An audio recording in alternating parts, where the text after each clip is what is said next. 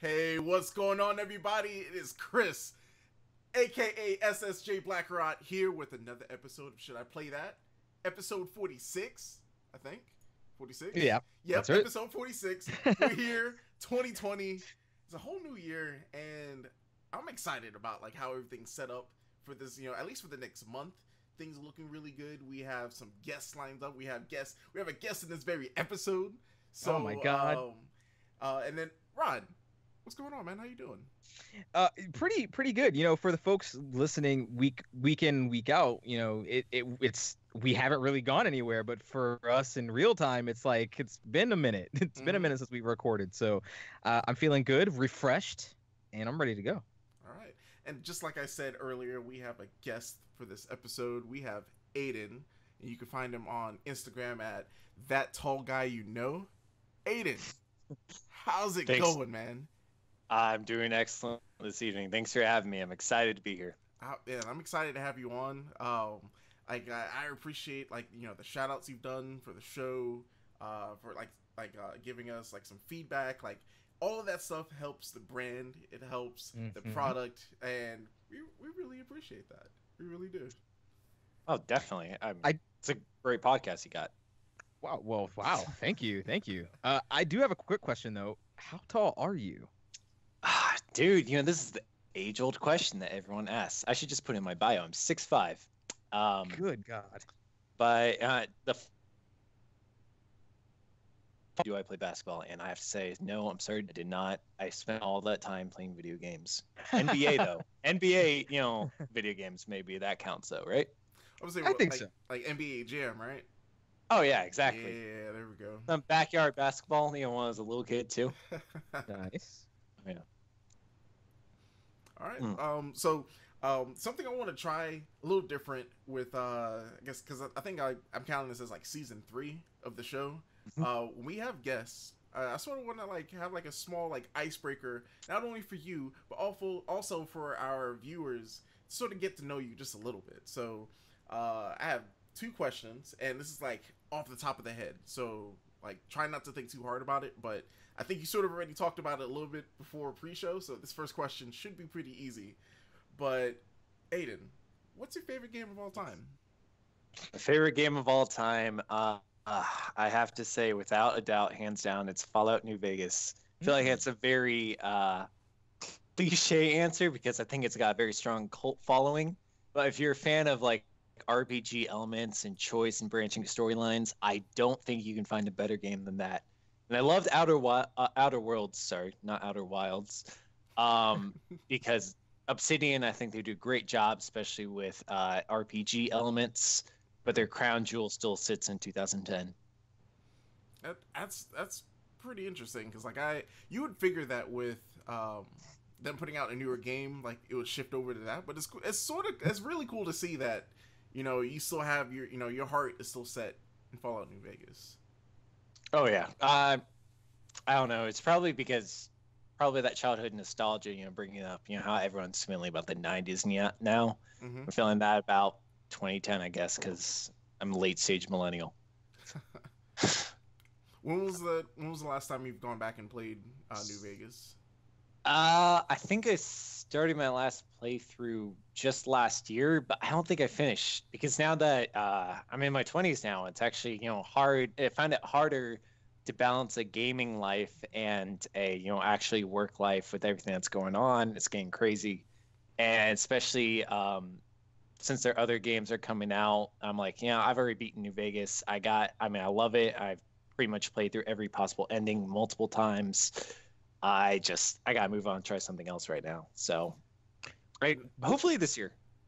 What is it about that specific title it brings you back time and time again? Because a favorite game of all time to me is something that gives you a specific feeling, like a feeling that no other, not only game but piece of media really can give you. So, what is it about New Vegas that makes that particularly stand out, especially from other entries in that franchise? The freedom. I don't think I've seen a game with more branching storylines and more impact, where your decisions have impact on factions. I think to this day it still stands the game with the most lines of dialogue. It sits at 65,000 lines of dialogue over 10 years later. And I think you can gauge a game's like branching storylines and decisions based, I guess, on the lines of dialogue. Because by the way, NPCs react to you and your decisions really determines all the different ways, determines the ways the story branches at all. So it feels really impactful by every action I take in that game. Awesome. I was gonna say, I remember playing New Vegas, and I want to say it was New Vegas where, like, the very beginning of the game, you could do something and piss off an entire faction for the rest of the game. Oh yeah. Yeah.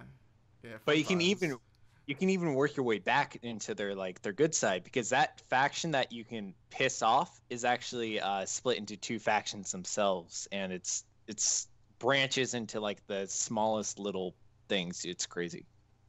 All right. So last question I have, we all have it, but what's your favorite gaming snack? Like your go-to? I'm like knees deep in a really good video game. Oh shit! But I have to have this like right next to me. God, does Heineken count?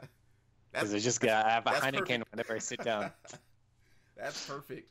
That's a really good answer, because that's like one of my comfort beers. Like, it's not like craft or anything, but it's like, it's not Bud Light, it's not shit. So I really appreciate that answer. That's really good. I think you might be one of the best guests we've had so far. Well, thank you. I think it's European shit technically. I think it's like the PBR of it's like the PBR of Europe. Yeah. Huh. Yeah. Okay. I'm supposed to go to Amsterdam in a couple months, so I thought about visiting the brewery over there, and I will go with that knowledge, armed with that particular line. Please keep me informed. I'm excited to find out what they say. Absolutely. Yeah. And Rob, take a lot of pictures, take a lot of videos, and of course, when you take your videos, you got to put it horizontally. I was gonna shoot vertically, like everybody else. Oof, no, let's not do that. So we're gonna go ahead and jump into our next section, our what you've been playing section, and of course with that, we have a guest, so we're gonna have Aiden start it off. So Aiden, what you been playing? Thanks, man. Well, so my job, I basically have a few weeks in the year where I basically have off, and I consolidate all my gaming time into that, because those are the only times where I basically can sit down and play games all the way through. So I've been binging Resident Evil 2, The Outer Worlds, of course, Death Stranding, Jedi Fallen Order, and Metro Exodus. And I think that was the past 2 months. I just played those games start to finish, back to back, and I gained 5 or 6 pounds just sitting on the couch drinking beer. Yeah, I'll say all of those are pretty heavy games. I got out of all of them, what did you like the most out of all of them? That's tough, because each game, I think they're all very different, because they all bring something new to the table, and each element is they capture really well. If I'm going in order, Resident Evil 2, I always had a feeling of anxiety. I don't know if I could do any minor spoilers, but the fact that I was always hiding from Mr. X and he could be around any corner, just always kept fear in the back of my head, and I would just I would sometimes not want to play the game because I don't want to be chased by a giant towering man. The Outer Worlds, obviously the RPG elements. I'm a huge fan of Obsidian. Death Stranding, I'm one of the few people, or one of the half the people who really love the narrative of that game, and I know it's a very divided issue. Jedi Fallen Order, I'm a big Jedi lore fan, and the combat of that was great. Metro Exodus was just okay. It was no different than the previous titles, I don't think, but that's just how I felt. So I definitely want to question or ask you some questions on these games that you've played here. So Resident Evil 2, something I found myself struck by with that title was the fact that Capcom managed to do a unique thing. They captured the essence of original Resident Evil games, 1 through 3, and really kind of put a modern coat of paint on it, and made it not feel so archaic, but it still evoked that feeling of oh, okay, this is classic RE. Like we've got the puzzles and things like that here. Did that follow through? And this is me from only playing the demo. I actually have the game now, but I'm trying to finish other stuff before I get to it. Does it carry over to that entire experience? Like that feeling? Oh yeah, you know, a lot of companies, I feel like they say, you know, they're going to remake games, but you know, like remasters. Resident Evil 2 was a full-fledged remake. Like I felt like I was playing a brand new game. I didn't actually play the original, but so maybe I'm a little bit, you know, naive to answer this question. But it's honestly felt like a full-fledged game compared to other titles that are honestly just slightly better graphics and they don't change anything at all. So I gotta give Capcom full credit for this because it's the best remake I think I've ever seen. That's awesome. It looks incredible too. I definitely encourage it. It's on sale right now, I think, or it could be over. Yeah. No, it's over. Sorry. Definitely worth a pickup though, for sure. Like I mean, even from the demo that I played, like it was fantastic. And hearing your glowing review, it's like, man, I'm really itching to get started on that thing. With Death Stranding, like I definitely want you to kind of talk about that a bit because Chris played Death Stranding. Oh boy, yes, I did. Chris did not like Death Stranding. I think you gave it like a week or something. Like I gave it a good like 2 weeks, but okay. I mean, I feel like the gameplay just wasn't fun enough for me to like get into the story. Like I keep hearing that it's the narrative of the game that really pulls you in. But for me, if I'm not having fun with the game, I can't do it. I understand. No, I understand you. It's an acquired taste. It's like it's not for everyone. It's kind of like I guess I don't know, caviar, not or like snails. What do they call them? Escargot. Escargot, yeah. Yeah, I guess, you know, some people like them, some people don't. I don't know. That sounds very pretentious. I've only tried it once. I hated it, but I think, you know, it really depends on your taste. You know, like not everyone likes FPSs. Not everyone likes, you know, third player games. You know, they're all different kinds of gamers. They come from different perspectives. Music has a huge impact in gaming for me, and the way they incorporated the licensed copyright music from Low Roar and just various artists who are like almost entirely Icelandic-based bands just added a great sense of atmosphere and really put me in the story. And I got invested mainly just from the soundtrack, and it just like I was like, dude, now I feel like I'm wandering post-apocalypse America. Yeah. And apparently they based the map off of Iceland. I just got back from a vacation to Iceland right when I started playing it, so I felt like I was like, whoa, I've seen this before. It's crazy. So yeah, it was great. Personally, that's why I liked it. So I guess it was more or less like, I guess everything else surrounding the game, that's what pulled you in. Because I do agree. Yeah. I liked that when you're like, you know, you're traveling and you're thinking, damn, like I really have to walk this whole like, you know, distance to get to this objective. And then all of a sudden, like the music starts shifting and like they'll have a song play. I'm like, oh, okay, this is actually pretty cool. And I like this. And oh, go ahead. Oh, no. Yeah, I totally understand. And that definitely gets really tedious. But how far did you actually get in the game before you called it quits? Oof, I mean, honestly, like it was really early. I think after I delivered the body, maybe? Wait, you mean the President Strand body? Yeah. Oh, so okay. So it was like super early in the game. Oh, I definitely agree with you because that whole first like map area in the game gets very tedious, very like boring. I think it's not until you get to the second map where the rest of the map when it starts to open up and the story gets interesting, because I got so bored and I almost quit because I just felt like I was running errands. But when you get later in the game, you have the possibility of delivering materials to rebuild highways. And I'm like, I'm so dissatisfied with America's shitty infrastructure. I just felt I had to rebuild these highways in the game, and I just dedicated a lot. I put 60 hours in the game. I think a good 20 of them just rebuilding the highways from station to station. And I don't know, it just tedious tasks became addictive to me in that game. Yeah, I want to say I think I've read that. Now that I'm thinking about it, I think I was in like chapter 2, but people say I think chapter 3. That's when it opens up. So yeah. I mean, maybe I could have given it another shake, and of course, like down the road, I might give it another go. But like there's some other games out there that I wanted to take on. One of the games you actually played, and that's the Star Wars game. Can you tell us a little bit about that? Oh yeah, Jedi Fallen Order. Yeah. Okay. So I just rented that from Redbox, and I was trying to beat it as fast as I can, so I wouldn't be charged more.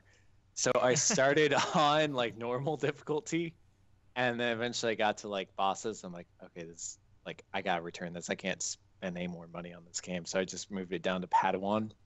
And it's definitely what people I think describe it as like a Dark Souls in the Star Wars universe. Down for it. Yeah, it's great. It's definitely that. It's challenging, but it's just something so cool about wielding a lightsaber. Like, it just feels satisfying to kill enemies, like reflecting bullets or just slicing them in half. It feels so good. I don't know why. Yeah, it's such a random pairing, but it seems like it worked really well. Mm-hmm. Maybe the protagonist was a little bit too generic, because I think they used the kid from Shameless, I believe so, right? Yeah. Yep. Yeah. I don't know. I couldn't relate to him that much, so it was hard to immerse in the game that way, personally. Yeah, that's definitely one that I plan on picking up just off the gameplay alone. I mean, it's a Respawn title, so like I'm not super surprised that it's really good because they did awesome work with Titanfall 2.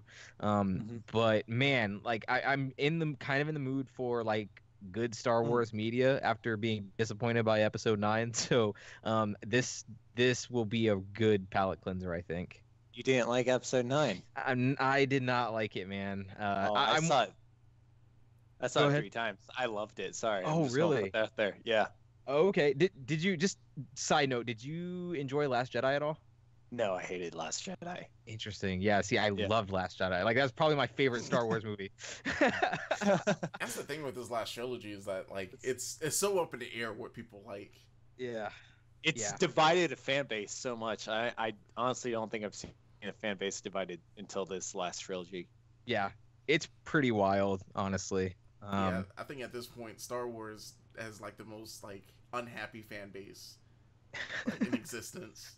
It's like, Baby Yoda is going to bring us all together. Yeah, like up until Mandalorian, like I questioned whether or not people actually like Star Wars or were they just saying it. That was me. That was me after Rise Episode 9. I was like, I have been just saying the words Star Wars is cool and I like Star Wars, but walking out of Episode 9 I was like, but do I really though? Like do I? But it's cool. It's cool. I didn't leave pissed off or anything. It was fine. But it's good to hear that Fallen Order is good. I'm happy about that. I'm actually really curious about Metro Exodus. That's one of the games from 2019 that I meant to get to. I'm a fan of the Metro series. So seeing Exodus come out and it's this open world-ish type of game is a deviation from what they've done before, where it's very much I wouldn't say on rails, but it's more linear. It's a linear experience. So the first question I would ask you is, did you play Metro or were you a fan prior to Exodus? I played the second one. I didn't play 2033. I forgot what the second one was called. Last Light. Last Light, yes. So I played Last Light. I did like Last Light. I thought the story was a little strange. Did you guys play Last Light or the? Yeah, I played both of them. Okay. I don't know. I was a little weirded out by the whole Dark Ones and everything. Yeah.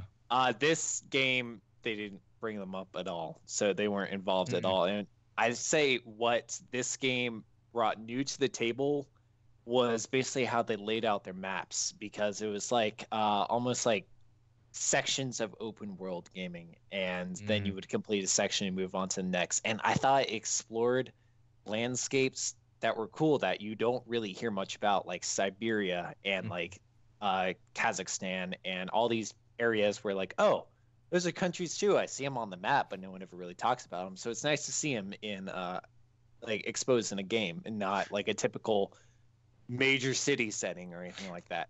Right.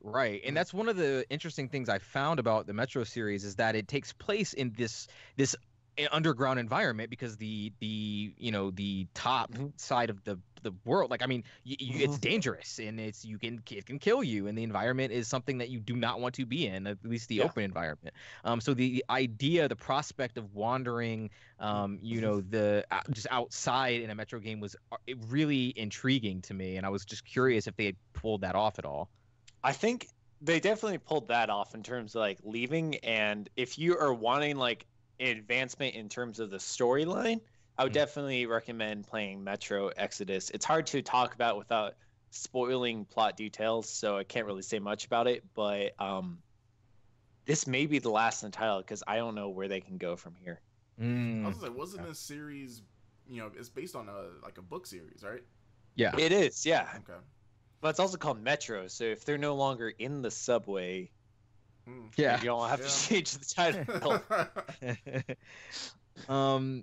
And so finally, I definitely wanted to hear your thoughts on Outer Worlds, not only just because I think we both, Chris and I, have played through this game. Well, Chris has completed it. I'm getting close to completing it. And you are such an Obsidian fan, and New Vegas, you've stated, is your favorite game of all time. Like, I mean, how does Outer Worlds, maybe it's an unfair question to ask, how does it stack up? But like, just on its own as a singular experience, like, what did Outer Worlds mean for you? Like, did it land well, or what was going on there? Sorry about that. I think I was saying, landed. That's his answer right there. That's exactly how he feels. Enough said. That's all I'm going to give. No more comment. Again, dude, I mean, I love Obsidian. I think what they do is great. Their storytelling elements are fantastic. And so but because I was such a big fan of Fallout New Vegas, I went into this with like such a grain of salt. Like, okay, I'm holding these guys to impossibly high standards. And I think it was a great game, in terms of like storyline, in terms of like choices, but overall, it was one of the better games of the year for me, if not the best. But I thought it was disappointing to say, because you could beat the game in a very short amount of time. It's not flushed out, and it just did not feel as branched, or your actions had as much consequences as New Vegas. And for some reason, I know New Vegas had a very like large crunch time. They only had like a year to complete that project. I was expecting them probably to do like a lot more and branch even more. And technology had developed in 10 or 9 years since this game. So I was going with like huge expectations of like New Vegas, but better. And it just fell short for me. So I liked the game. Don't get me wrong. I thought it was great. But I don't know. I shot myself in the foot with this one, to be honest. So I wanna ask. Did you play through the game like a number of times, or how many playthroughs have you done? I just did twice. I did. Okay. Yeah, I did like a stealth, like charismatic approach. Like want to capture my own personality. You know how it is. I sneak around people's backs and try to charm my way into job positions, because that's the only way I've gotten through life. And then I did a stupid, brutal, evil walkthrough, and that took me like 6 hours to beat. So, like, by changing your playstyle, was there a big enough difference, especially with like the playstyle, and then also with like how you sort of like played before? Did you intentionally make different choices to sort of see what the outcomes were? Because my problem is like the game makes it look like there's a lot of choice, which I feel it, but I feel like certain decisions are sort of like streamlined into like one specific path. So oh yeah, of course, that's definitely the truth. There are certain people that I chose not to kill and kept alive. Basically, I just like kept my own like the first playthrough, I kept my own morality in terms like, this guy's a dick. I want him to die. And like, I hated the board. The board just seemed like a bunch of, like corporate assholes who are just sitting up and like, stomping on the people below. So like, whenever I encountered someone who was part of the board, I would, like try to covertly off them. The thing about, so that's the one comparison I can make to New Vegas. If you like silently kill someone in New Vegas, no faction notices you as an enemy, and then they'll just be like, this person died and we don't know what to do without leadership. But if you try to covertly kill someone in this game, Outer Worlds, everyone's going to know you did it, and it's just going to affect the storyline. You could still be like remain friendly with a faction if you are very silent and very careful of how you off a character, as long as you're not seen, like you sneak. In Outer Worlds, it doesn't matter what you do. As soon as you make the choice, it affects the faction entirely. That's just one of the comparisons I can make between the two games. Yeah, no, I mean, honestly, Aiden, like everything that you said about it, I feel like I'm right there with you. Like it feels, I felt like this game started really, really strong, and right now I'm at Byzantium, and I just feel like the game has just petered out for me. Like right now, it's not, I'm not running across any side quests that are super intriguing or interesting. I'm actually in the middle of doing Ellie's companion quest, and that seems like, I kind of feel like I know where that's going, and it's just not as compelling as like Vicar Max or Pravarti's quest were. And just at this point in the story, I just feel like there's not much forward momentum. And kind of what Chris was saying earlier is exactly how I feel as well, where the story paths are, to me, seemingly very defined, and it's really three paths. It's like good, bad, and then like you kind of have one that's down, well, maybe not good, but like maybe seemingly good, bad, and then one that's down the middle and will be like a compromise for both parties. And it feels like the game just doesn't compromise, like it doesn't really trust the player to like kind of make a choice and live with those consequences. It kind of gives you an opportunity to pull back and say, oh, okay, well, here's a way we can make everyone happy. And that is disappointing. I've seen that numerous times at this point. I think you could, maybe we should cut them a little slack, because it's not a AAA studio. Obsidian is a AA, and I don't think they were given too much support. I mean, they were obviously bought up by Microsoft, and future titles are going to be owned by Microsoft. And I think it'd be smart if they do a sequel, because I think the game was successful enough. But I don't think because this was a brand new launch title, and it was pretty much only the cult following of the original Fallout games who were like, oh boy, these are like the original like Fallout creators. We're super excited for it. That's such a niche fan base. Yeah, I think the fact that it captured a larger audience with the like a brand new project is going to put a lot more funding and a lot more like effort in terms of like branching out and doing more work with future titles.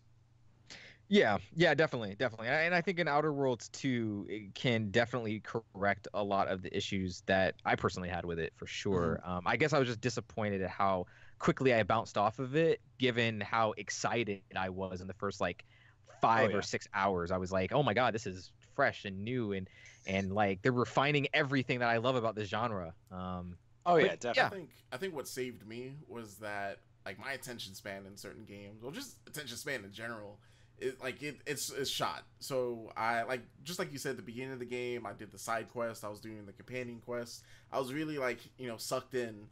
I feel once you hit maybe about, now I was a little bit past halfway towards the game, I was like, you know what, I sort of want to see how like this main quest sort of like plays out. So in most games like this, like you normally try and do all the side quests. I actually just jumped off and went straight to just straight through the main quest, and I feel like because of that I didn't burn myself out. But I'm pretty sure that if I sort of stuck on like the side quest and like pretty much played like how you're playing right now, I could definitely see where you're coming from. But I do want to shout out the writing. The writing for the game is hilarious. Oh yeah, no, they're great.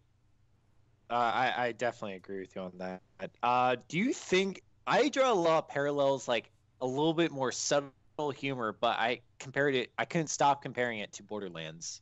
It's the same concept essentially, just open world. It felt like an open world games in Borderlands with subtle humor. Yeah, I think on the show a couple times we've shouted that out, and we said that we feel like it's Borderlands humor but done right. Yeah. Yeah, like Borderlands humor makes me actively cringe, but like Outer Worlds humor is genuinely funny to me. Like there were moments where like some of the jackass responses you can give to people are hysterical. Oh yeah. And I really just want to play a complete dick in my next playthrough. Just because it's just hilarious what you can tell people. It's great. Oh yeah. Definitely. I agree with that. All right. All right, so Rod, I see that you picked up some new stuff over the holiday season. I did. I did. Rod, what you been playing?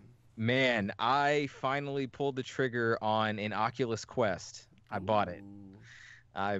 It took me, so little background on that. So I decided that I wanted one like on December 26th, like right after Christmas. I was like, you know what? I am going to treat myself. I haven't really bought like a lot this year, so like for myself. So I'm gonna do this. And lo and behold, it was impossible to find one. I did not realize how difficult it was, like and how much that they had actually sold out. I want to say that it actually started in maybe November, possibly, where they just started selling out of stores. And so I was like, okay, well, guess I'm not getting that. I tried to actually get the back order on the Oculus site, and they were like, hey, you're not going to actually receive that until mid-February. And I was like, oh, well, okay. So almost gave up, but I downloaded a tracking app that would notify me every single time that it popped up, like in stock anywhere. And fortunately, the 128 gig version, which is the one that I wanted, did pop up like at, I don't know, like 2:00 in the morning or something, like the next day. Oh, wow.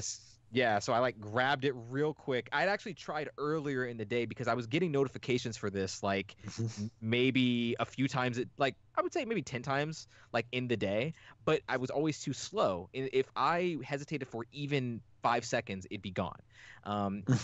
So I knew that I needed to grab it. So I got it finally. It came in like 2 days. It was great. And then yeah, I purchased Beat Saber, and I purchased Super Hot VR, which I mean is the greatest VR experience you can ever have. Oh my god! And I also got the Star Wars VR game for free. There's a promotion going on with Oculus right now where if you activate Vader Immortal. Yeah, that's it. Yeah. Yeah, if you activate your Oculus, you get all 3 episodes for free. So that was cool. I was like, yeah, great. So now I have 3 games. But before I get into the games, I do want to talk about the hardware just really quick. So if you don't know, Oculus Quest is it is a fantastic piece of technology because it is not tethered to a PC at all. That is big. That is huge. PSVR, Oculus Rift S, like all of that stuff, the Index, like it's all powered by something, either the console or the PC. You are tethered. Now you can like kind of, I guess you could kind of do a 360 if you want, but obviously you get wrapped up in wires. It's kind of a pain to deal with. You don't get any of that with the Quest. Like it is completely untethered. You can walk around your space. It's great. I have never actually used anything with room scale technology before either. The Quest also has that. So what that means is you can actually create the play space that you will utilize, and it can be as small or as large as you want it to be.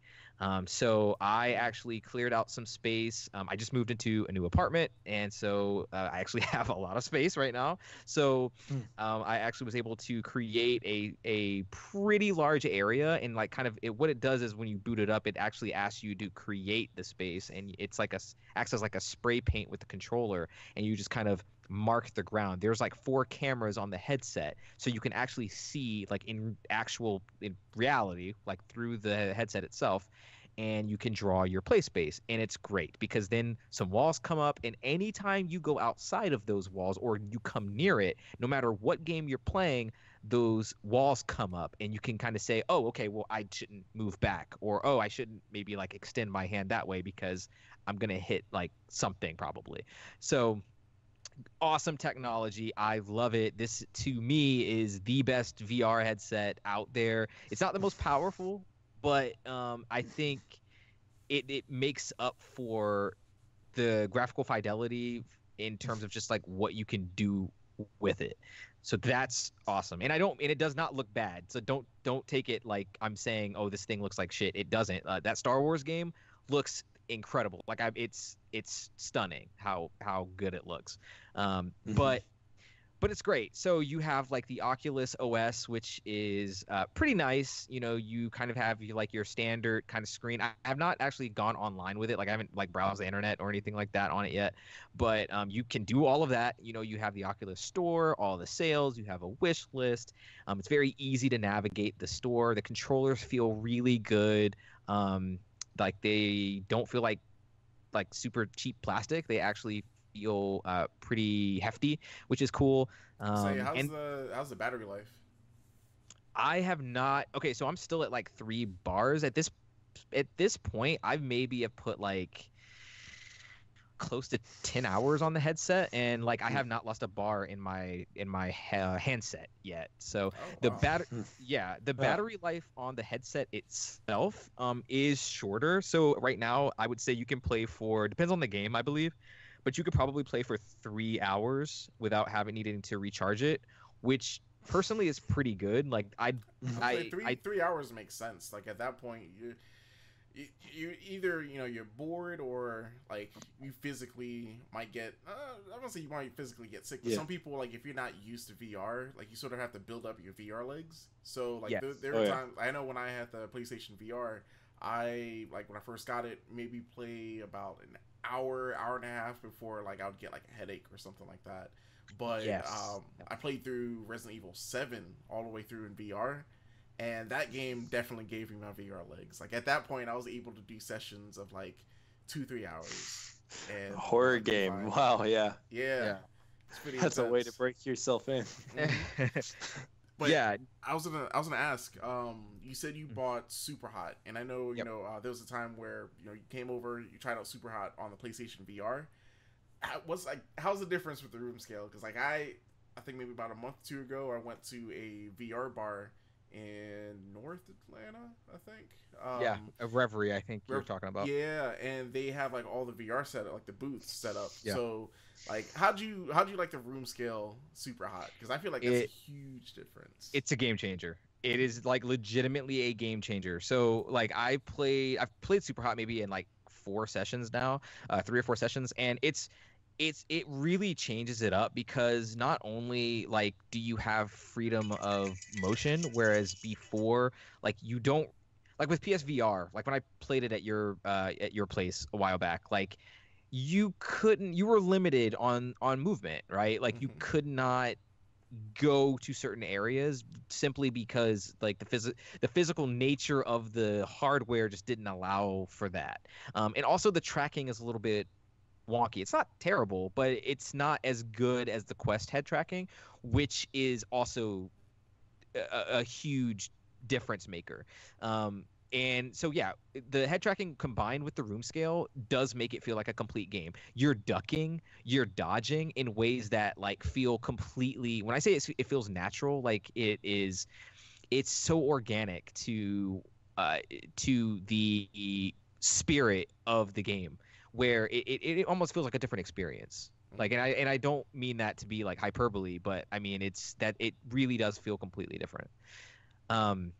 And as you know, Super Hot, again, best VR experience you can have. It is the most visceral experience. It uses VR in a way that I just don't think any other VR game is like even. I mean, I think some might get close, but oh my god, it is a first person. Aiden, have you played Super Hot?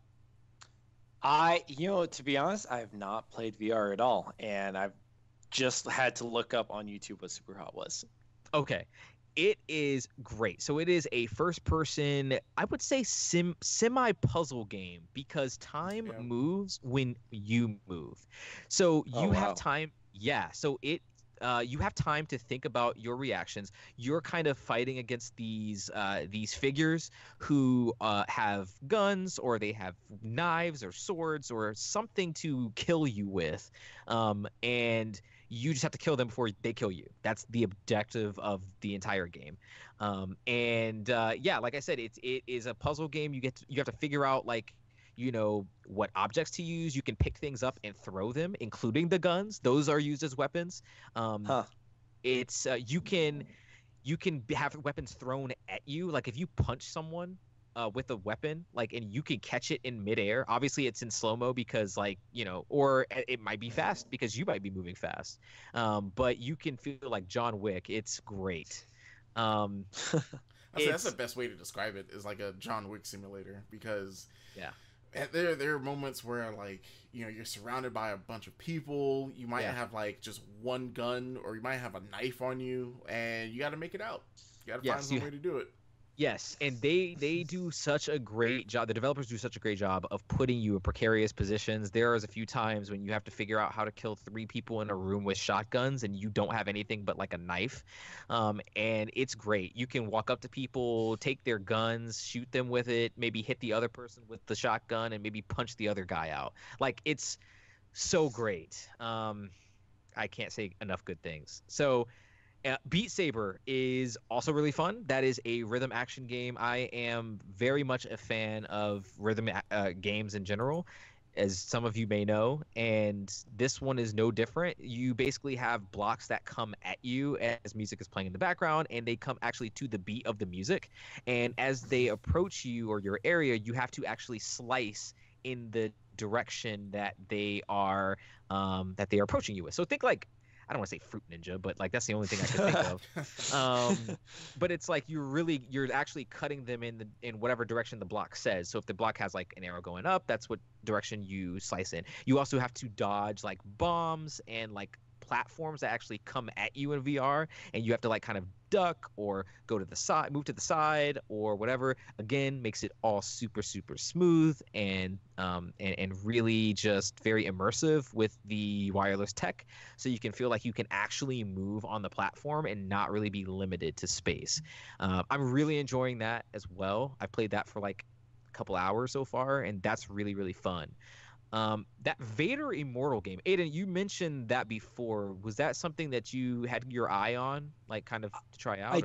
I did. So I was looking at the Oculus and the mobile one, the one that's not tethered to a computer, because I was looking to make investment, but I was deciding between 64-bit and the 128 gig, not bit. And I couldn't decide, but I looked at Vader Immortal gameplay and it looked really good, and I was like blown away from what I saw. I imagined like what that would look like in VR headset, which I can't because I've never been in a VR headset, but I imagine it looks great.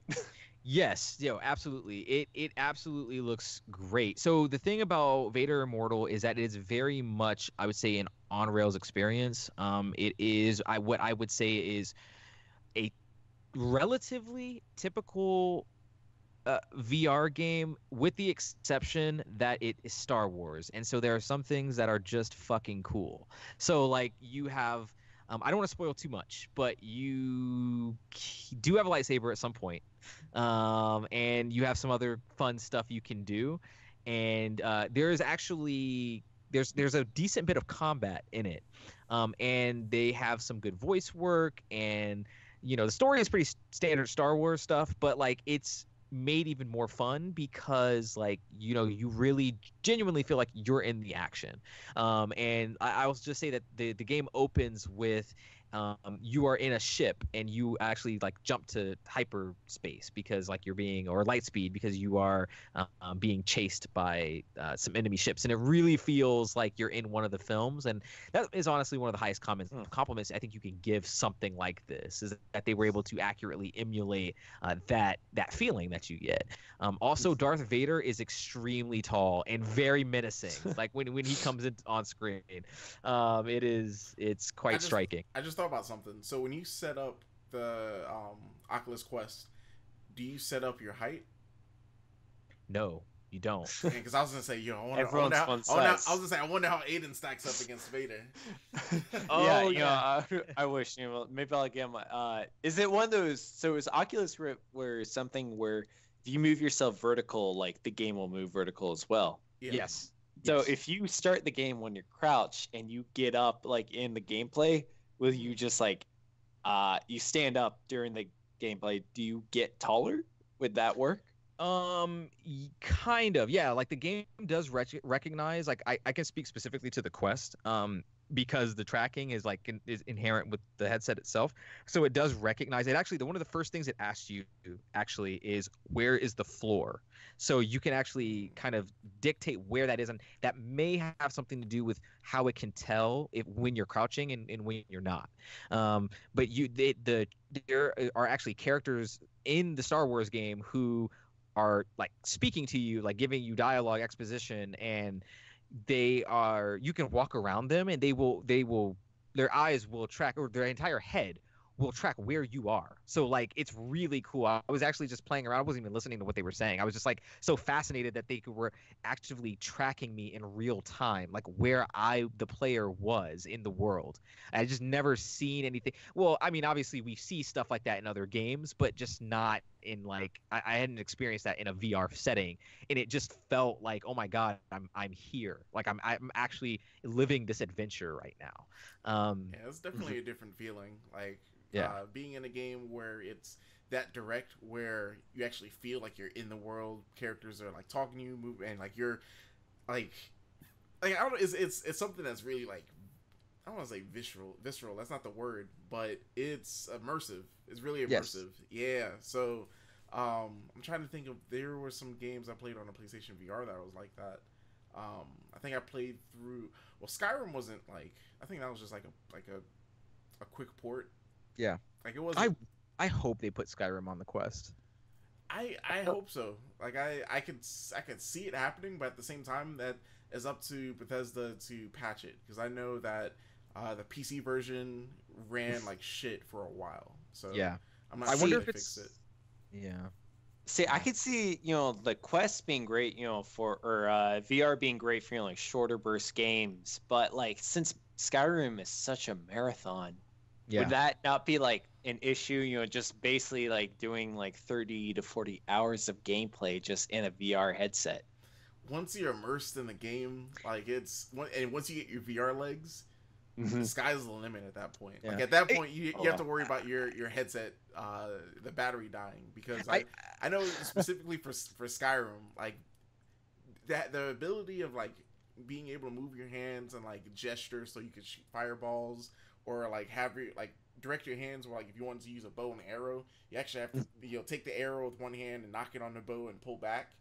Like it's such a great feeling to actually do that in a game and see everything translate right around you.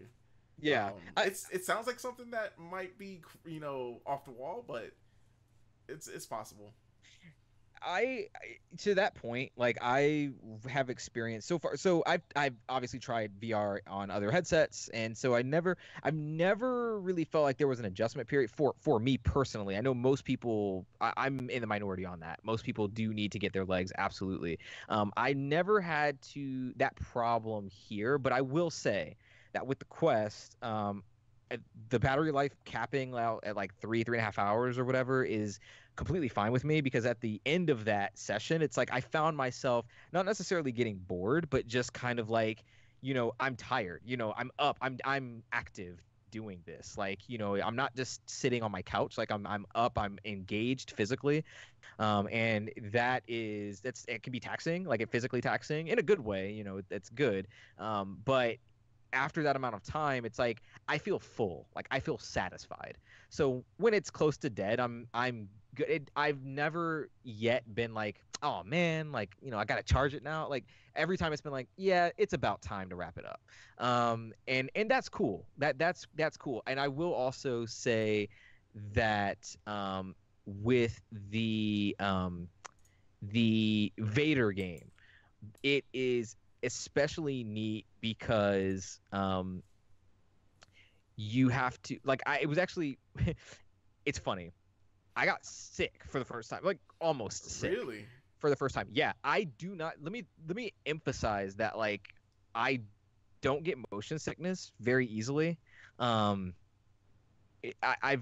watched all sorts of like first person movies. I've seen like all kinds of shaky cam, like found footage stuff. I've played all sorts of first person games. I don't get motion sickness very easily. That Vader game almost gave me motion sickness.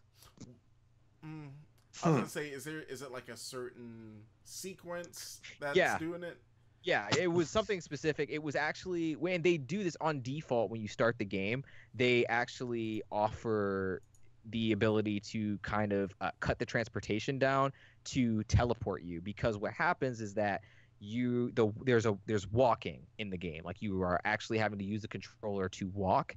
And so when you are moving and it's smooth and there's no cut or anything, it's jarring because your brain is not really comprehending the fact that you're moving, but you're not actually moving. Like, you're visually transporting yourself. Like, there's locomotion happening, but not in reality. And something about that was like fucking my brain up, and I wasn't like, it was like getting me. So Vader Immortal, is it so I'm guessing it's like locomotion, like it's not teleport.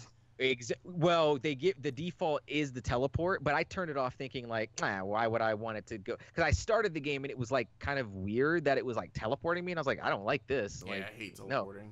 Yeah, I don't like this. Like, give me the regular, movement. And then I did, and I was like, oh shit, okay, this is why. But I mean, I kept it on there, and I got used to it, and I didn't get that feeling anymore. But when I first started, I was like, oh god.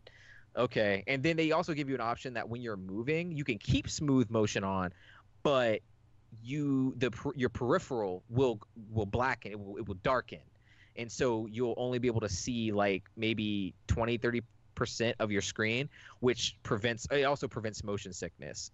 But to me, it just blocked out too much of the screen. So I was like, I'm just gonna stomach it, get used to it, and it'll be fine. And I did. Yeah, and that's what I did. Anytime I'm playing a VR game and like it'll ask you that stuff, I'm like, no, give it to me raw. Like, I want it straight. Yeah. Like, yeah. And that's like we said before, it's something that for a lot of people, like, it's a toss up. So, if you want to buy a VR headset, I'd recommend looking up local, because I mean, this is the thing that's like happening in like major cities now, where they have like VR hubs where you can put on a headset, play a game or two. They have like group VR stuff that I know there's one in Atlanta that I want to try out. So definitely try out VR. We're in 2020, people. Yeah, try it out for sure. Yeah, Aiden, I know you said that you were looking at a Quest. I think it's a good investment, especially if you've never had VR before. I don't think that there's been a better time to hop into VR than right now. Like, the Quest on the 64 gig, if you decide to get that, is like $400. That's about as affordable as you can get with the technology that it actually has. That's what I was actually going to ask you. As my follow-up question is, what do you think the value between 64 and the 128 gig? Do you think it's worth investing in the 128 gig versus the 64? As someone who bought the 128, I am a hoarder, like, in terms of space. Like, so, like, it bothers me when I have to constantly delete stuff. So for me, it was worth it to pay the $100 because, like, I want to have like all my games on me at one time, and I don't want to have to pick and choose, what I'm going to take with me. When all is said and done, you're probably gonna have like 5 to like maybe 10 gigs of that taken up by the OS by itself. So you could probably subtract that from everything else. And I would say the games generally have been about like 2 to 3 gigs. That seems pretty good. Yeah. That's not bad. It's definitely not bad. I'm gonna load my shit up though, so like I just want to have everything there. But I think you could totally get away with the 64 gigs, especially if like somebody is tight on money and they're like, I don't know, like go ahead and get the 64. It wouldn't kill you for sure. Gotcha. And is it like it's not RAM processing speed, the difference between the two? It's just storage? Correct, just storage. Okay. Yep. Awesome. But I definitely do recommend trying out a VR bar, like trying out VR before jumping into it, because I've worked retail. I worked at GameStop for a while, and seeing people get really excited to buy a VR headset and then like within hours come back to return it because they literally couldn't play it. Like that's the worst. Yeah, it eases you in too. There's an application that starts up when you boot it up. It's called First Steps, and it teaches you. It really it does a fantastic job of showing you not only what VR is capable of, but easing you into it. Uh, yeah. I'm just looking at this the VR bar. There's a lot in Atlanta. Or Reverie. Yeah. Reverie. Wow. Yeah, it looks great. Yeah. All right, that's pretty much me with Oculus Quest. Chris. Oh boy. Oh, I'm dying to know what you've been playing. Oh, yeah.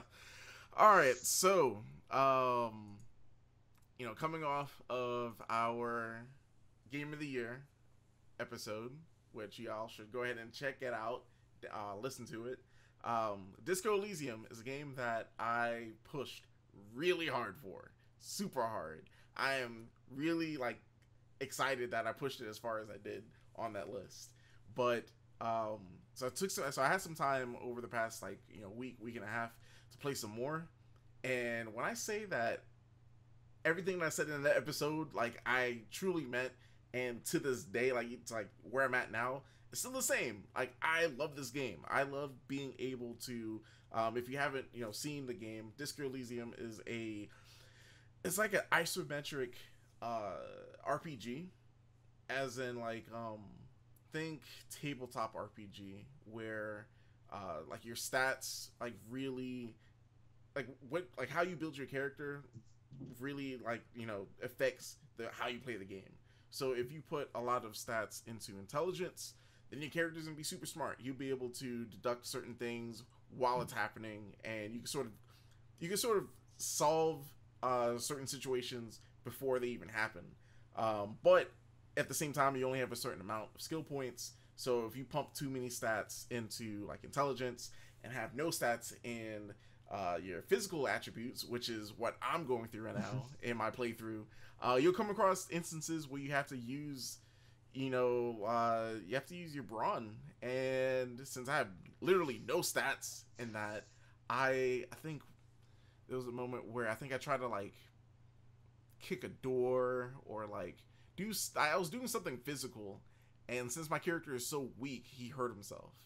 And since my character is also a drunk and he's an alcoholic, which at this time I'm trying to wean him off of it, so I haven't had him drink anything.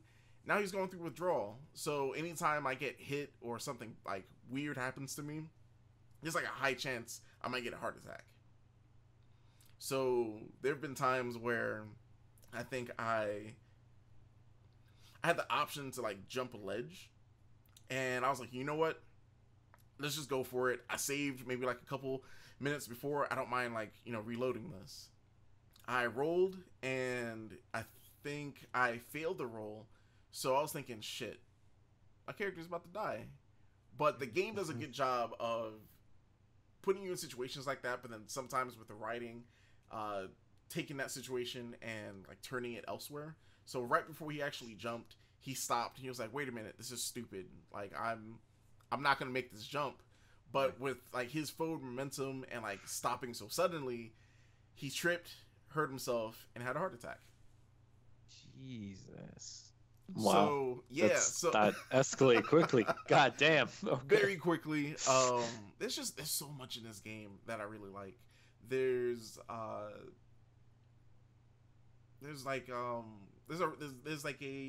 a riot, but there's a strike going on in the town that you're in, and a lot of the higher ups, a lot of the people in power, you figure out pretty quickly that they're racist, and more so it's a classism type of racism, and also racism.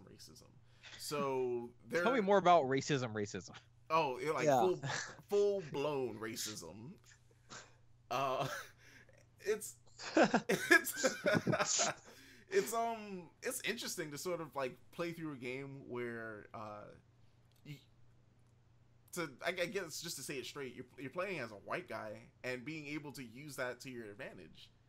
So okay. Yeah, so this game goes in depth with stuff. I was able to use that to sort of get past the guard.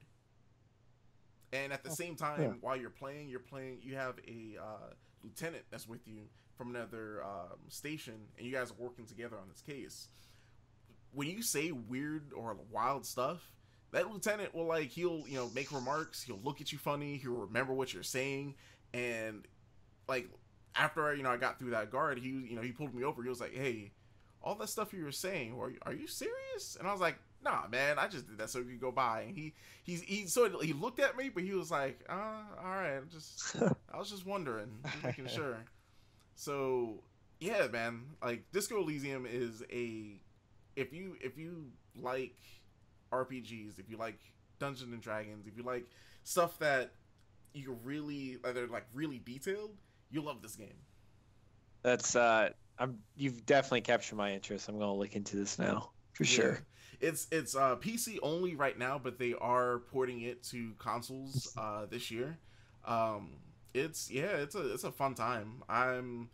Oh, and another thing is, while you're playing the game, every time you're like in dialogue choices, or if you're interacting with like certain things in an environment, the time moves forward by like a couple minutes. So there's certain things that happen in the game where it's like, oh, it's too early, you have to come back, or it's like, yeah, you know, this person isn't here, come back in an hour, so you have to go out, you know, talk to people, you know, get the time moving forward to get past that point that you're at. And then there's also things that you could do where at night, when your partner goes to sleep, if there were like some shady stuff that you wanted to do but you didn't want to do in front of your partner, you can actually stay up and do that at night. Wow, that's interesting. Okay. Yeah.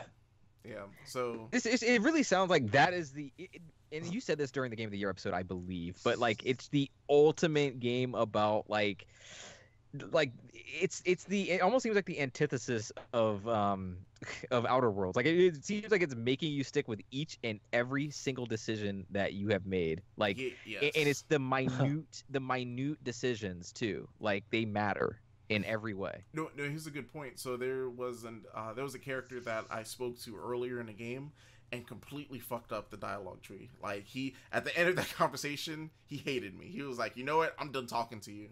So I was like, all right, I guess I can't talk to this guy anymore. Further into the story, it turns out I actually needed to go back and talk to him. And because of like how I interacted with him before, it sort of changed how he was speaking to me at that point. So I sort of had to try to win him over again, which I did, because I once again used my white privilege, and I was able to like sort of halfway win him over, but at the same time he still remembered all the shit I was saying before. Love it. Yeah, it's a very interesting game. See, it sounds like everything that like I liked about a true RPG element with like branching choices. So it sounds like what I was expecting out Outer Worlds, it seems like it's in this game. Yes. Right. So right. I definitely captured my interest for sure. Yep. And like just, you know, talking to certain characters and realizing that like the things that you're saying is like fucking up your situation even worse.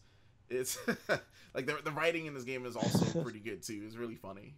Yeah, I've seen a good chunk of the dialogue in this game, and it seems like they've taken great care to really give this game tons of personality, and I love that. Yeah, so there's plenty of that.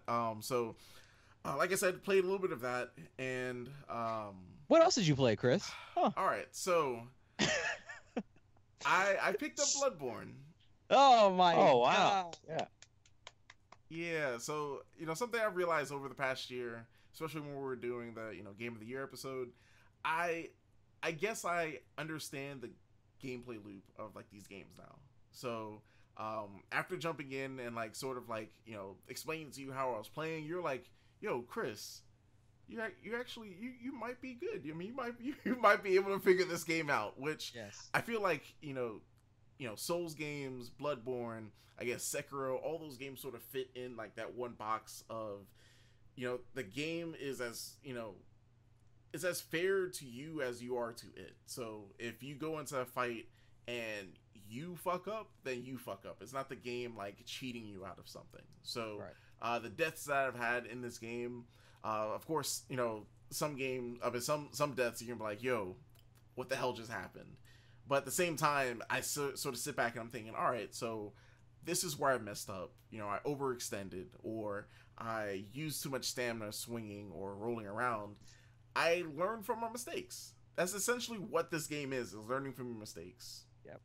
Is basically what was that Tom Cruise movie? Edge of Tomorrow. Edge of Tomorrow. That's basically what I feel like whenever I play these games. Yeah. I never really thought about it like that, but yeah, that's actually pretty accurate. That's pretty accurate. So I just love that you've played this game and like that. Okay, so my favorite moment. So we've been co-oping this game a little bit. Did you play any more like afterward? You played a little bit, right? Yeah, like, yeah. Okay. Did you get any further or? I got a little bit further. I like just based on like how the enemies were acting. I think I was getting close to whoever was like shooting at me. Like he was progressively doing like more and more shit that just got on my nerves. It's like okay. At some point he's like throwing, it looks like Molotovs and stuff at you. Okay, was this guy like on a watchtower or something, like high up? Yeah. Okay, I know where you are. You're like in Old Yarnum, I think. Mm-hmm. But yeah, so Bloodborne is one of the games of the generation. So you know, there we go. It's great. It is also something I'm really happy to see you try because of your history with Souls games and everything that you pretty much just said. Like, I know they were super frustrating for you. You did not have like a great time with them. But I think the thing about Bloodborne is that it's very much about just like getting in somebody's shit and just not letting up. And I think you can appreciate that. I think when I finally beat that that optional boss, that bridge boss, it was essentially that, where like, you know, the times it took to like finally beat him, I think I was thinking too much. But when I finally was able to beat him, I was in so much of a groove where like I knew how he was gonna attack, I knew like how far his attack was gonna go, and before you knew it, like I basically went Ultra Instinct and, you know, I dodged his attacks, did some damage, and before I knew it, like I'm swinging and I'm not getting any of like the hit markers or whatever of like doing damage. I was like, yo, what's going on? Is the game glitched? No, I killed him. Yeah, no health left. I mean, seriously, like that is one of my favorite moments so far of you playing that game is like you going in. So basically there is a multiplayer currency in the game, so like it's called insight. So if you don't have any insight, then you can't summon other people for help. That means you have to do it on your own at this point. You accidentally used your insight. Yep.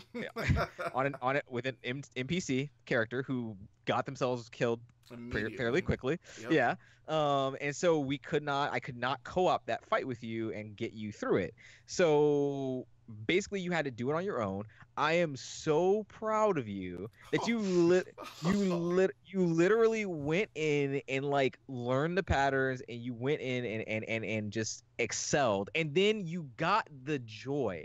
Everything that I've been saying about these games for years now, Chris, you understood it and you got it. You were like, that was satisfying. Like that was actually really satisfactory. So I'm happy for you, man. I want to play more of this with you. You have barely scratched the surface of what this game has to offer. Like, fuck. I'm so well, I mean that in a good way. Like in terms of just aesthetic, like the game is phenomenal. Like, I mean, it really is one of the best PlayStation 4 games like you can get. And I think you'll find even more rewarding fights like going forward. So that's yeah, and I also like that, you know, I did try this game, you know, when the game came out, and I guess the first boss that we went against that we beat, you're saying like, you know, he had like certain mechanics that were like hard, and you know, he's a tough boss. Yeah. When we beat him together, like I realized I didn't get like a trophy or a notification for beating him, so I go back, look at the trophies. It turns out I ended up beating him back when I first played the game, and I think that's where I stopped. I don't remember anything past that. Okay. Yeah. We have so much more awesome shit to get to. I'm so excited. Let's just stop recording and go do that. No, I don't know about that. But I will play it some more over the next couple of weeks. You know, we will do some more co-op. and we will let you guys, we'll fill you guys in on my little adventure on Bloodborne. Yep. So, before we jump into the topic of the week, once again, I want to shout out all the viewers, shout out people on YouTube. People are commenting on our YouTube videos now and following us. It's a really good feeling. Like I really appreciate all that. Once again, we are on multiple social media platforms. So we're on Facebook, Twitter, Instagram. We're there. Should I play that? Same logo. See the little logo in the bottom of the screen? Wait, right there. Bam, right over there. That controller. Look for it when you search for it, and we're there. But yeah. So I guess we could go ahead and jump into the topic of the week, which sort of like I feel like with some of the games that we talked about today, I feel like some games, might be affected down the road pretty heavily, or they just might not touch them at all. But we want to go ahead and talk about how live service games, for the most part, it's changing the industry. You could look at games like Destiny. I think Destiny is the biggest game to look at when you're looking at live service. You can look at Fortnite, of course, with that being like a battle royale. But then at the same time, I will always give them props with like their updates, their events. Like there's always something to do while you're playing Fortnite. So these type of games, like that's for the most part, that's what you see when you're on Twitch. These are the games that people are like you're streaming. These are the games that people are playing. What does that mean for other games, like single player games? Because you could sort of at this point see how that's sort of mirroring together, where I'm trying to think, for an example, like there are some single player games where while you're playing it, it's like, hey, here are your two options, but 60% of people did this option, 40% of people did this option. I know for me, I like sort Telltale. I sort of like gauge my decision based on that that percentage sometimes. But I just sort of open discussion. What do you guys feel about like just live service and like just the future of it? How it's going to affect gaming or like just single player games in general? Well, from a marketing standpoint, I mean, it makes sense. Companies are doing that. EA is explicitly like detailed how they're trying to navigate where all their games are going to be like online experiences. And obviously, EA has been hot water for reasons that are pretty evident, but it's starting to affect single player narratives in companies aside from AAA games, to the point where even if they're not adapting to online features, they're taking elements from online features and trying to put them in single player games. And I think it takes away from the single player narrative. I think it came evident to me in Fallout 4. I think I stand where that is a good game, but a disappointing Fallout, because I felt like they were trying to do too much with building and settlements and trying to incorporate, basically an element that you would find in like Minecraft and that you could share online with other people. While that's not even an online aspect, you could definitely say it has ties to the online world, because the only reason you're trying to build a community is to share with other players. I feel like it's starting to take away from the immersion from RPG element games, which is what I grew up on. But also could just be with the changing generation and our gravitation towards streaming services and need to basically want to have things almost immediately compared to waiting for them. Yeah. I mean, that is to the point about the instant gratification. Yeah, that is definitely apparent in things like battle passes. I mean, even if you look at the newest Call of Duty, which I think is a great game, which I haven't said about a Call of Duty in forever. But like it has a battle pass on there, and it's like, hey, if you want this MP5, like you can pay us $10 or like right now, or you can play for 10 hours and get it that way. And so it's like, well, they're going to say, obviously, hey, we're offering you the ability to get it for free. You just have to kind of sacrifice your time for it. Your time is your currency. So, yeah, I definitely think that is part of it for sure. It's a way of like, okay, these developers are saying, how can we, or the publishers rather, are saying like, how can we monetize this experience, yet gain the most accessible, base, and that's going to be free to play experiences, Fortnite, not PlayerUnknown, what's the other one, Apex Legends, things like that. Like, all those sorts of battle royale games, those are perfect for this type of stuff for sure. Definitely. MOBAs, Dota, League, all of that stuff, and those games make bank. Like they make millions upon millions of dollars for these guys. So yeah, I definitely think that it is a proliferation that like we have not seen in quite a while. I think the most egregious example of this, and we have talked about this on the show a little bit before, and I'm sure we'll continue to mention it, is Destiny. Like, I think Destiny is the epitome of live service. I would say arguably, like, at least for consoles, like it really established like that idea of having a game that is always on. It is consistently updated. You're always going to have something to do on there. You're always going to be on that hamster wheel, and I think that's the danger of something like that is the hamster wheel, and that's why I got off of it. Like after Destiny 1, I poured an ungodly amount of hours into that game. And it just felt like by the end I received almost nothing significant in return. I was basically playing the lottery essentially every week. But that's the trade-off, right? And it's almost an impossibility that you can create content that will satiate the player base, because you can't make content every single week. You can't come out with something new. It's just not feasible. And I'm not sure if anyone has actually solved that problem yet.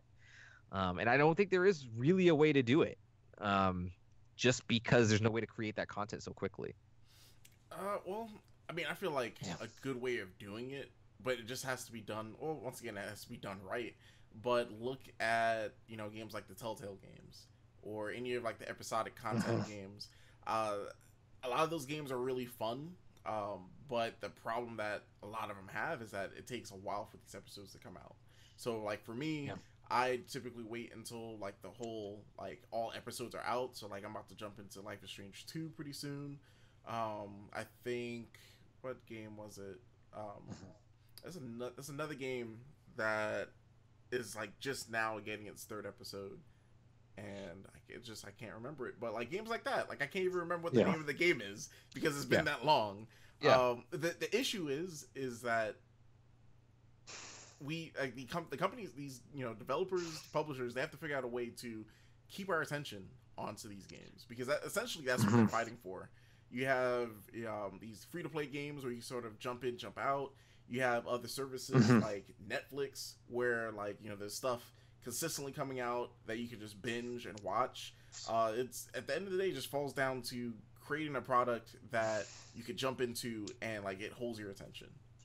And it's you have to keep in mind too that although video game companies want to put out good quality products, they keep in mind that they're a business and their ultimate end goal is profits.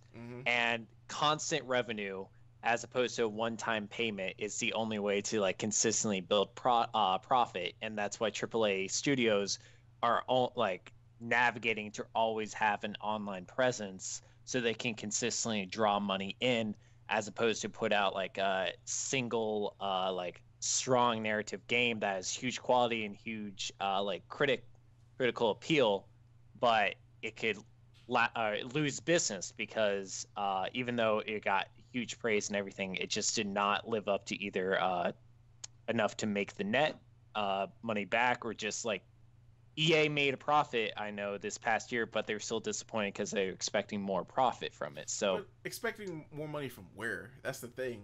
Like from players, I guess. That's something that like I never get when they make these projections that are like crazy high. Yeah. You know all these people aren't gonna pick up your game, or at least there's a lot of people that'll like they'll buy it secondhand. So I think I honestly I feel like what might solve the issue for like single player games or like narrative games, put these games out on like not streaming service, but like game services, stuff like Game Pass, where you know the publisher can still make its money by however the hell you know Game Pass works, but at the same time I'm able to play these games, I'm able to you know get my fill out of it, and then move on to the next one. Yeah, well, so that's what I never quite understood, the whole Game Pass, how that is profitable for like those single player based games. Like they put Outer Worlds on Xbox Game Pass almost immediately. They didn't even have it. Yeah, for like you could basically beat the game for $1 for the first month, and I'm like, I feel like you're just losing out in business by just putting it out there, just like putting it immediately. So it just does not make sense. It's funny that you mentioned that. So I don't know, like I don't have the ins and outs of what contracts Microsoft's been able to draw up for Game Pass, but I'm sure there's some clause in there where you know Microsoft has probably paid Obsidian up front, like you know a certain amount of money, like in order to kind of compensate for that.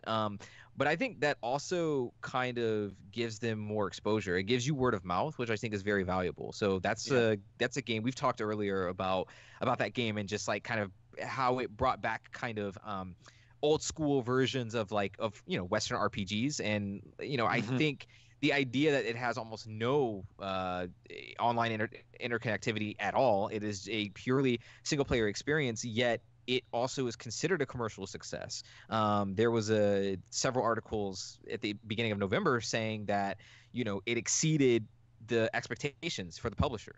Like they obviously did a really, really good job of getting people's money and getting their hands on the game, which is great. God of War is another example of a single player experience that sold over 10 million copies, and that is a purely single player experience. Last of Us 2 will probably do the same thing very quickly. And with no multiplayer this time. I was gonna say, but I feel like those games it has like a pedigree. Like you hear God of War, you hear Last of Us, you know that those are gonna be hits. You're gonna pick it up day one for $60.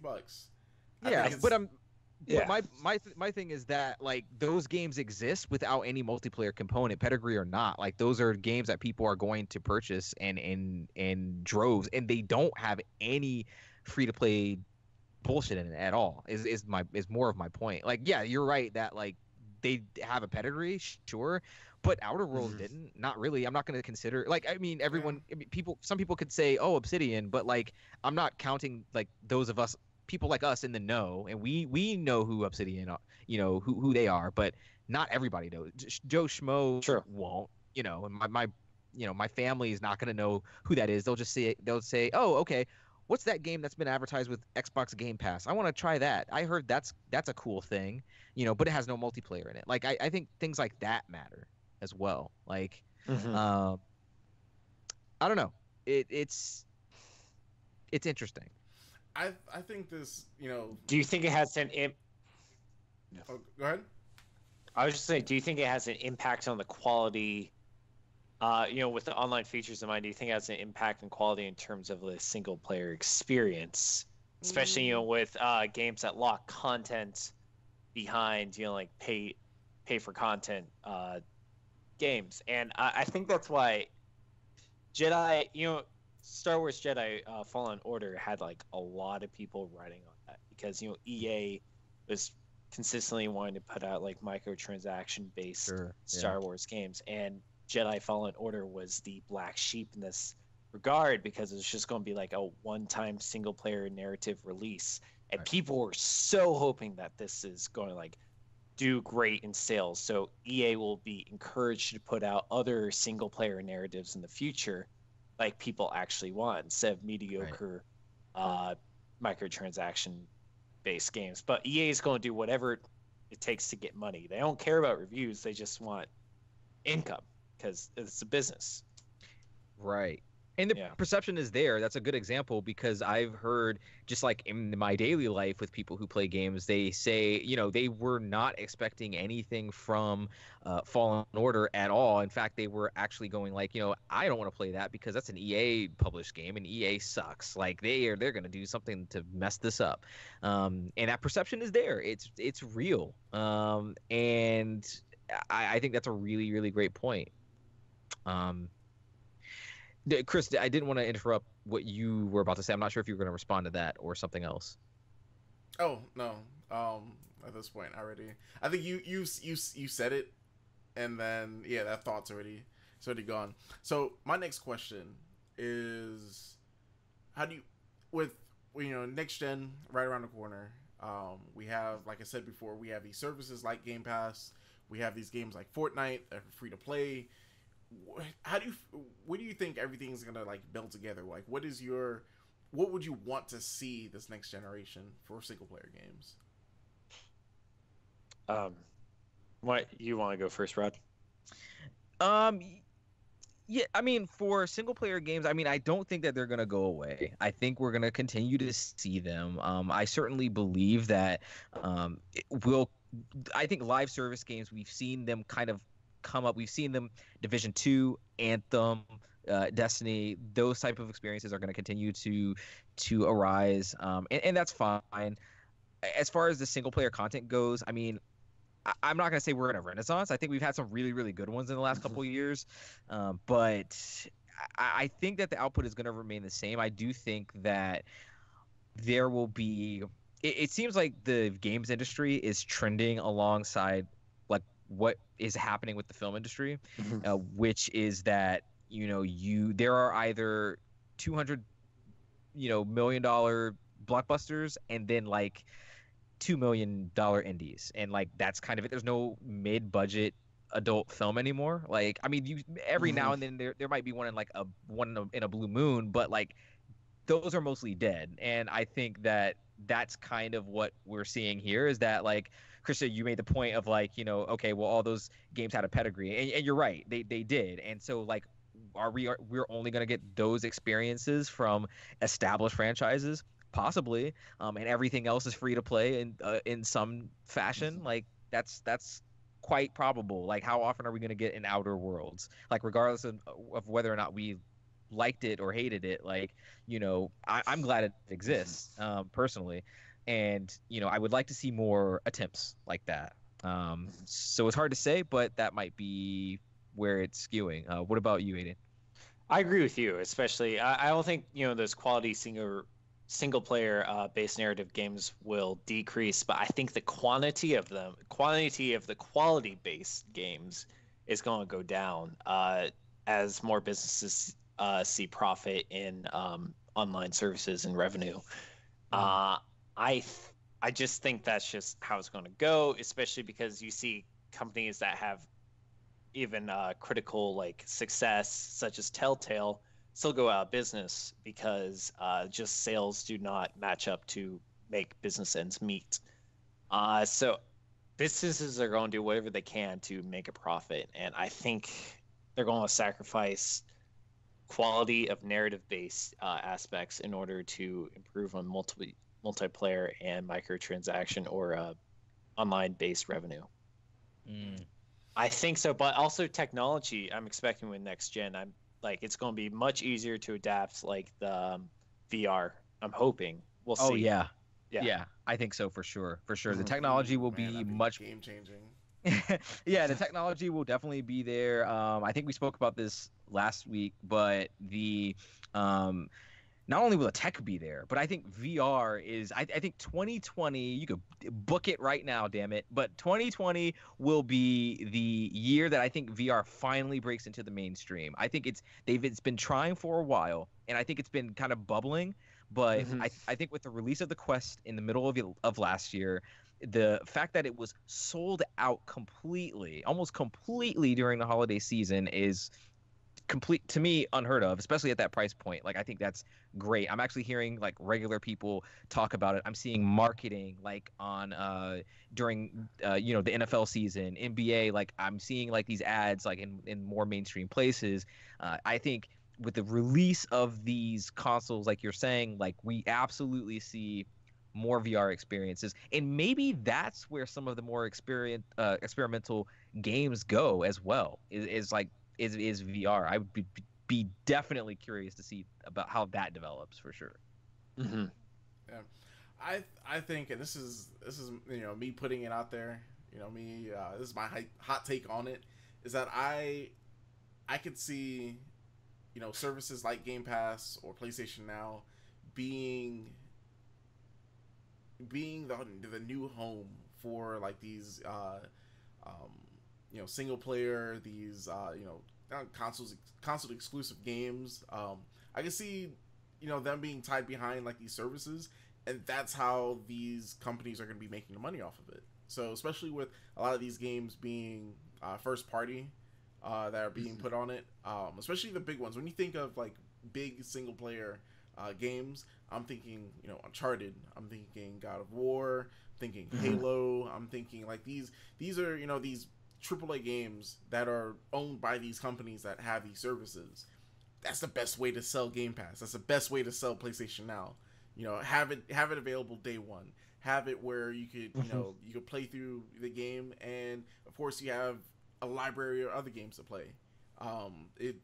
Game Pass was genius of letting you being able to download the game straight to your system. I feel PlayStation Now missed the mark by doing the whole streaming thing, which I mean, streaming games, it's something that before we know it is going to be more viable. Look at Stadia. The technology is there with Stadia. Whether or not there's a library there, that's the issue. But I feel like the technology in this next decade is definitely going to get there. So, I mean, look at Project xCloud. Like that's around the corner. That's huge. Oh, that's what's giant.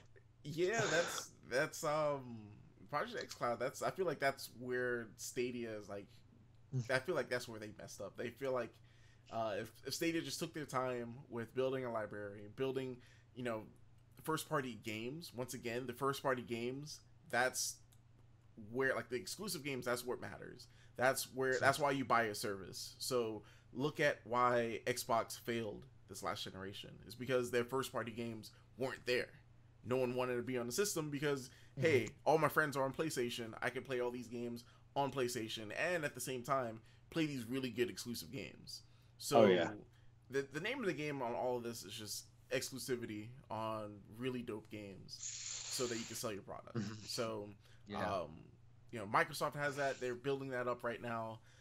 Sony, they're so far in the lead where they're sort of blinded by it, but hopefully with the next generation they'll start shifting towards what Game Pass is doing.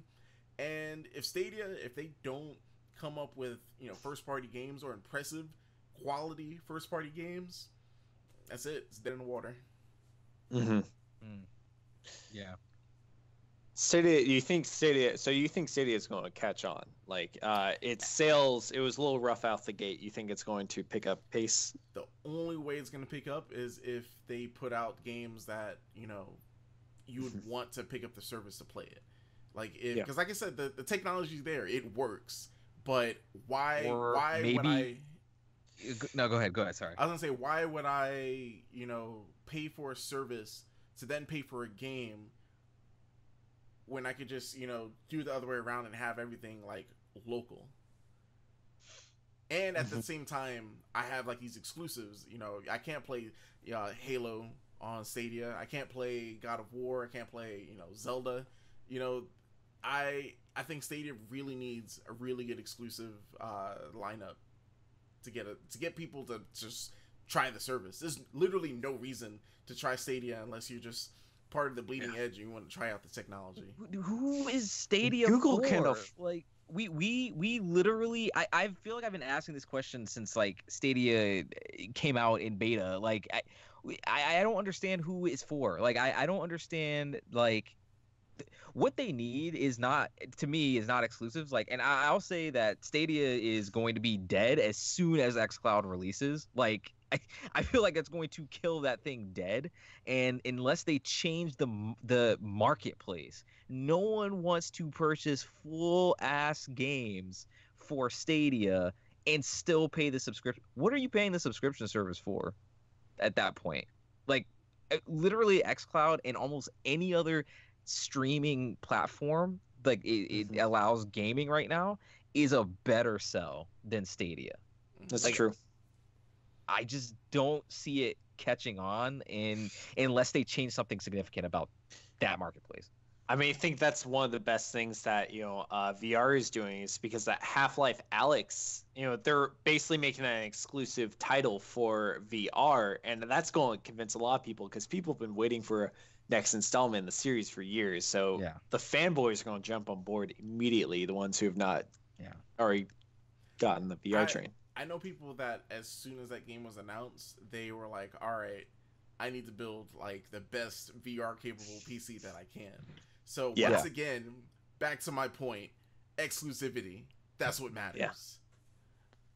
Yeah. It works, and I think that is what PS4 probably succeeded over Xbox One this generation, right? Yeah. Mm-hmm. Yeah. Sales. So yeah, at the end, that's my take on it. I feel that for any of these services, like at the end of the day, it's all about like getting our attention and keeping it.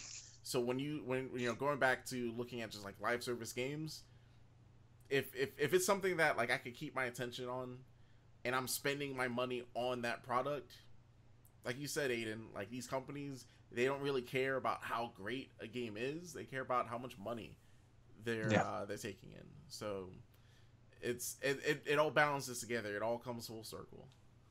Mm-hmm. Yeah. So definitely true. Yep. So I think that's a good stopping point for that for our topic this week. I feel like all these topics that we have lined up for this for January, I guess it's for the most part, it's sort of like, looking into like what do we want to see with certain things in the future. So we have a couple of guests lined up for the next couple of weeks that I'm excited to have on. Once again, Aiden, thanks for joining us this week, man. We appreciate you being on. It was a pleasure. Thank you, guys. I loved hearing about your opinions and takes and trends for the industry. Thanks, man. Anything you want to shout out while you're here? Ooh. Oh, damn, I didn't even think about this. I'm not going to promote any businesses because I'm not sure about bias, but Outer Worlds is my top game of 2019. I'll just say that. Boom. Mic drop. Right. That's me. Mic drop. All right. Rod, what you got for us? Definitely huge shout out to Wick Recordings for retweeting and commenting on us. That was awesome. That literally made my week so much better. Like it's so cool to just, I don't know, get any sort of recognition like that from them. Like that was really, really cool. So big shout out to them. Definitely, as always, if you want to support us, the best way to do that is just leaving a comment or a rating on iTunes, Apple. That really helps a lot, or any other platform that you're using to listen to this. Thank you. That's it, Chris. Go ahead. No, you caught me in the middle of a burp, a silent burp. But and it's weird because once again, YouTube people, you saw all that. You saw me struggle with that burp. It's weird. But yeah, that's what we got. At the end of all this, like I said, guys, play more games, be positive. I know 2020, some people are like, oh, I don't really care about New Year's resolutions, New Year, new me. Some people are like, I'm still on the same bullshit. Listen, at the end of the day, just try to make yourself better. Try to improve on yourself, and then with your improved self, try to improve the world. Because the world's literally on fire right now. So, guys, let's for all Australian listeners, sorry about your We actually do have listeners in Australia, apparently. So, yeah, please be safe if you're out there. Yeah, please be safe. Our thoughts and prayers go out to you guys. Thoughts and prayers go out to our military at the same time. That's a whole like shitstorm in itself. So once again, stay positive, have fun, play video games, and guys, stay beastly. We'll catch you next week. Peace.